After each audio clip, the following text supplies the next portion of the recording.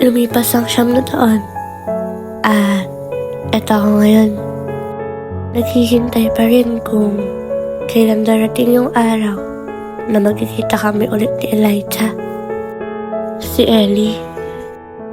Kamusta na kaya siya?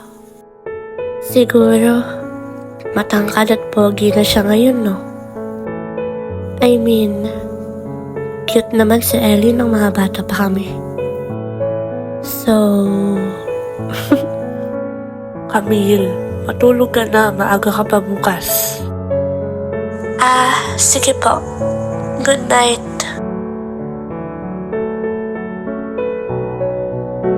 Nagawa ko na lahat ng morning routine ko at nakaalis na rin ako ng bahay.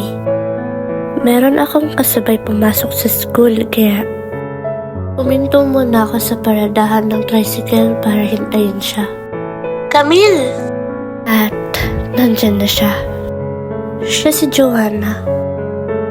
Nagkakilala kami nung grade 8 nung pinagtanggol niya ako sa mga bullies.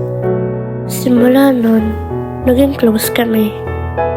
Tinuruan niya rin ako kung paano mag-ayos ng sarili. Kaya ngayon, masasabi kong gumanda na ako.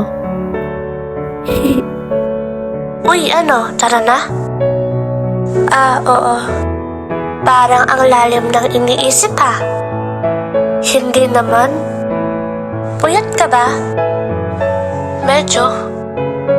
Ayan tayo eh. Sino namang pinagpuyatan mo? Sino? Nag-review ako, baliw. We ka dyan. Ikaw nga itong nagpupuyat para lang sa Zaki eh. Oh, ba't mo alam ang Zaki? Tinry ko minsan.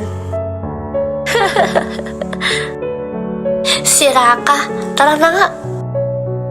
Ganito kami lagi ni Joanna. Puro asaran at tawanan. Meron din naman kaming hindi pinagkakaintindihan. Normal lang naman sa magkaibigan yun, diba? Ang mag-away paminsan-minsan. Pero pinag-uusapan naman agad namin yun ni Joanna. Mahirap na. Baka lumala. Pagkasama ko kasi si Joanna, pakiramdam ko, kasama ko na rin si Elijah. Ewan ko ba? Parehas kasi sila eh. Ang pinagkaiba lang, si Elijah, mapapangasawa ko. Si Joanna naman, ang maid of honor ko.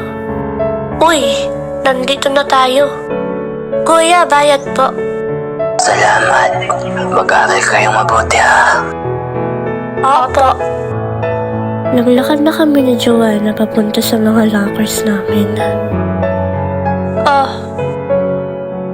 Ano yan? Friendship bracelet. Sa tagal nating magkaibigan, wala pa tayong ganito. Thank you. Gawa mo to? Oo. Pinaghirapan ko yan kaya ingatan mo yan ha. Oo naman. Tulad na lang ng pag-iingat ko dito. Suot mo pa rin yan. Good morning, class. Before we start our lecture for today, meron tayong bagong student. Galing pa siyang US. Wait, nasaan na siya? Ellie?